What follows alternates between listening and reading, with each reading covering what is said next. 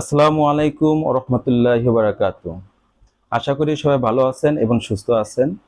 আর যারা অসুস্থ আছেন তাদের জন্য অন্তর থেকে দোয়া রইল যেন আপনারা তাড়াতাড়ি সুস্থতা লাভ করেন। আমাদের অনেক দিন ধরেই একটা চিন্তা ভাবনা এবং আকাঙ্ক্ষা ছিল, একটা মনের একটা আশা ছিল যে আমরা একটা ফুড ব্লগ করব, তারপর একটা চ্যানেল খুলব ফুড ব্লগের।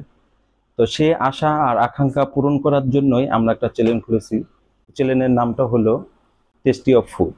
আমরা আজকে ভিডিওটা শুট করার পিছনে একটি বড় কারণ হলো যে আমরা যে টেস্টি অফ ফুডের ব্যাপারে কথা বলার জন্য, আপনাদের সাথে শেয়ার করার জন্য, আমরা ভবিষ্যতে আমাদের কি বিষয় নিয়ে আমরা কাজ করব এবং আমাদের প্ল্যানিংটা কি এটা আপনাদের সাথে শেয়ার করার জন্য।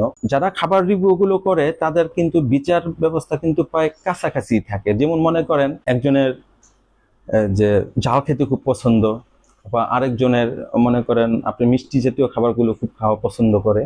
একটা খাবার খাওয়ার পরে যদি খুব তাদের মনে করেন যদি 20 হয়, তাহলে আরেকজন ফুড ব্লগ যদি করে তার কিন্তু হয়তো 18 হতে পারে, কিন্তু 10 আর 20 হবে না। তাদের রেটিং বা খাবারের মানদণ্ড কিন্তু 10 আর 20 হবে না। এটা হলো একটু তফাৎ। খাবারের টেস্টের ক্ষেত্রে কিন্তু কিছু কিছু মানুষের ভিন্নতা থাকে কিন্তু। তো আজকে আমরা নতুন করে এই ভিডিওগুলো আমরা আপলোড করবো ইনশাআল্লাহ আল্লাহর রহমতে। আমরা চাচ্ছি যে আমাদের সাথে আপনারা সবাই সহযোগিতা করবেন, আমাদের ভিডিওগুলো দেখবেন এবং কি বেশি বেশি শেয়ার করবেন।